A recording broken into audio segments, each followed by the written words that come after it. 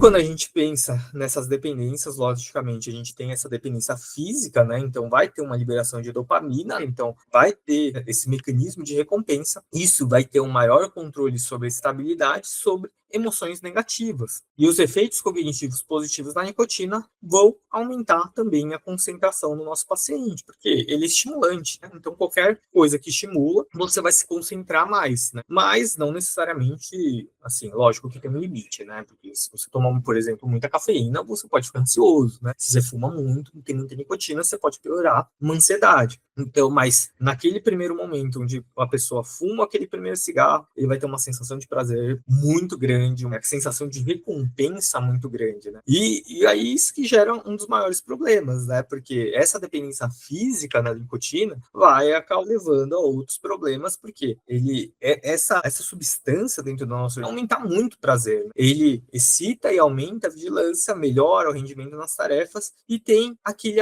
alívio daquela ansiedade que, na verdade, essa ansiedade é por conta da abstinência da nicotina. Então, o cara, ele tá tão dependente da nicotina que ele começa a ficar ansioso se ele não tiver acesso à substância. E aí, quando ele fuma, ele tem a sensação de que a ansiedade dele melhorou porque ele fumou. E, na verdade, é só a nossa cabeça falando, olha, cara, a gente depende disso daqui, eu preciso muito da nicotina, eu tô ficando ansioso porque eu preciso, vai fumar. E aí, o cara fuma e dá essa sensação de prazer. Então, é exatamente isso que o paciente traz pra gente. Nossa, mas o cigarro alivia o meu estresse. Nossa, o cigarro alivia a minha ansiedade. Não, ele não alivia, ele alivia uma dependência química que você tem, né? Então, é exatamente isso que a gente tem que deixar claro pro paciente. Sem contar que também a gente tem um ganho, né? Secundário, que é a diminuição da fome, né? Então, o paciente come menos, ele fala que não sente fome quando ele fuma, e que realmente é um dos grandes problemas quando a gente faz a cessação do tabagismo, é controlar o ganho de peso dos nossos pacientes, né? Tem muito paciente que fala, nossa, mas quando eu fumava eu não estava acima do peso. Realmente, né? Porque você tinha uma dependência de uma substância que não dava fome. E aí, são outras coisas que a gente vai precisar pensar no tratamento, né? Então, só para lembrar, né? Então, o que é essa abstinência? A abstinência vai aumentar essa ansiedade, vai aumentar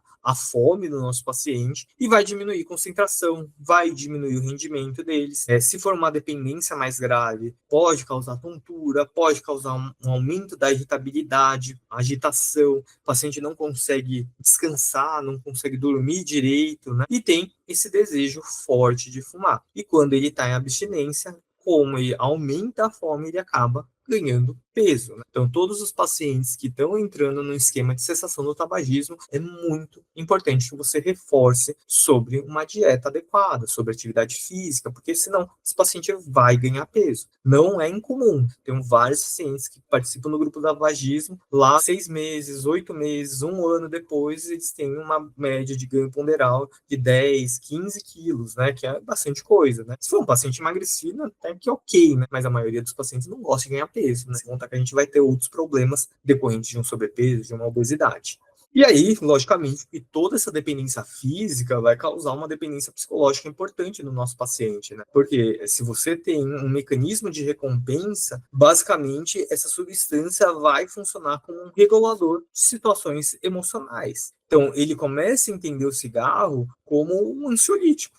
Isso diminui minha ansiedade, aumenta a minha concentração, né? Aumenta o meu rendimento. Então ele começa a enxergar o cigarro como uma substância que só vai trazer coisas positivas na vida dele. E que não é bem verdade, né? Porque essa dependência psicológica se torna cada vez mais evidente conforme o paciente vai fumando e vai aumentando a carga tabágica dele. Quando a gente pensa que o homem realmente não é um ser totalmente racional, né? A gente tem processos instintivos, né, que vão permitir que eles aprendam a agir conforme a situação. Né? Então, é meio claro quando a gente pensa em alguns experimentos, quem tem cachorro sabe, né? Quem tem cachorro tem animal de estimação. Né? Gosto sempre de trazer esse condicionamento que a gente faz, às vezes, com os animais, né? E a gente não é muito diferente. Então, basicamente, chega lá, quando você vai dar comida para o seu cachorro, você mostra a comida para o seu cachorro, ele já fica todo agitado, né? Fica extremamente animado, começa a salivar porque ele está vendo a comida, está sentindo o cheiro da comida, e aí você dá a comida para ele, é um mecanismo de recompensa para ele. Aí você faz o mesmo teste só tocando uma campainha. A campainha ou um sininho ali não vai trazer nenhum mecanismo de recompensa, ele não vai ter nenhuma resposta. Aí faz isso durante uma semana, você dando comida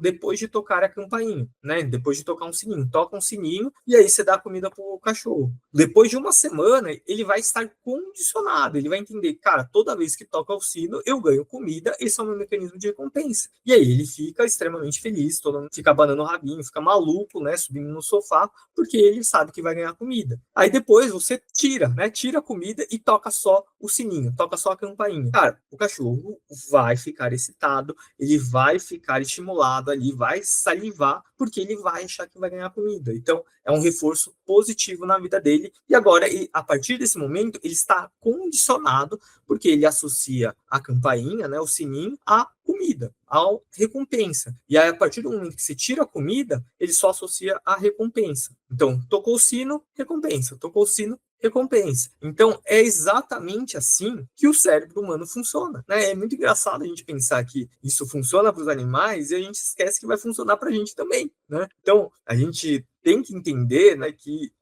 existe uma aprendizagem instrumental muito grande no nosso dia a dia, né? A gente tem essa busca também pelo prazer imediato e a gente evita situações que privem a gente de satisfação ou impõem o sofrimento. É só pensar aqui, né? Assim, toda vez que eu sempre brinco, né? Toda vez que eu chego na unidade lá, uma das primeiras coisas que eu faço é abrir e olhar minha agenda para ver quantos pacientes têm agendados para saber o que vai acontecer no meu dia. Eu estou condicionado àquilo. Se tem alguma coisa que fala assim, vai ter sei lá, um mega grupo aqui que tem 30 pacientes na hora que você chegar, cara, eu vou ficar estressado. Agora imagina ter esse grupo todos os dias, eu vou estar condicionado a isso, né? Então todo dia eu vou falar, putz, esse é um reforço negativo. Mas imagina se fosse um reforço positivo. Então, a nicotina funciona desse jeito. Ele vai condicionar nossa mente e vai fazer a gente aprender que a nicotina vai trazer prazer. Só que aí ele vai condicionar a gente a algumas situações, né? E aí, qual que são essas situações mais comuns? Quando você pergunta para o paciente, geralmente, que dependente de nicotina, qual é o cigarro mais importante do dia dele, ele fala que é o primeiro a acordar. Por quê? Porque ele passou muito tempo sem a nicotina. Então é onde ele vai ter a maior sensação de prazer. Mas ele pode estar condicionado a outras situações. Quer ver uma coisa muito comum? Após as refeições. Por quê? A refeição, às vezes, é o momento ali que ele tem de liberdade, né, para ele poder fumar o cigarro dele. Por exemplo, imagina um cara que trabalha numa UBS,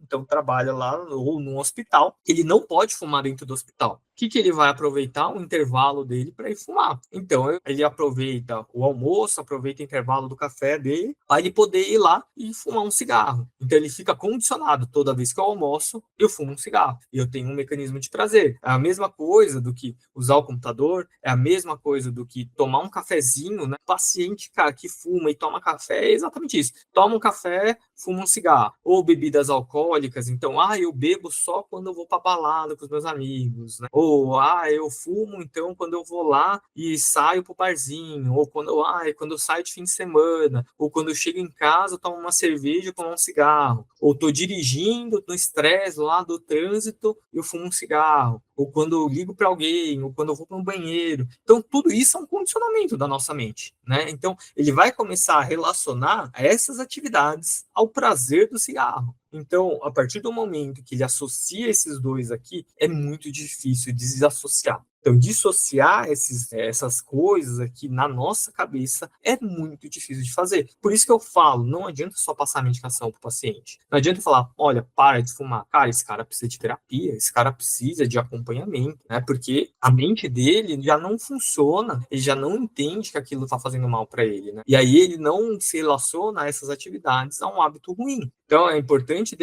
entender que essa dependência psicológica, né, do paciente vai trazer essa sensação de prazer muito grande, que ele não consegue fazer nada sem o cigarro. E lógico que a gente teve uma mudança desse panorama, né, quando eu falo de história, voltando um pouquinho na história, a gente teve uma restrição ao tabaco muito importante a partir do momento que a gente entendeu que isso fazia mal para a saúde, né? Então, em 2009, vem uma lei de restrição do tabaco, né, principalmente em locais públicos, né, em locais com aglomeração de pessoas, locais fechados, né? Então, vem essa restrição importante, porque aí realmente a gente dá um basta, principalmente para que a nossa população não fumante ou os fumantes passivos que convivem com os nossos pacientes fumantes não tenham tantos efeitos deletérios como o paciente fumante vai ter, né? Ele vai ter que fumar fora do ambiente, vai ter que ir até o fumódromo, onde outras pessoas fumam, né? Então vai ter toda essa restrição.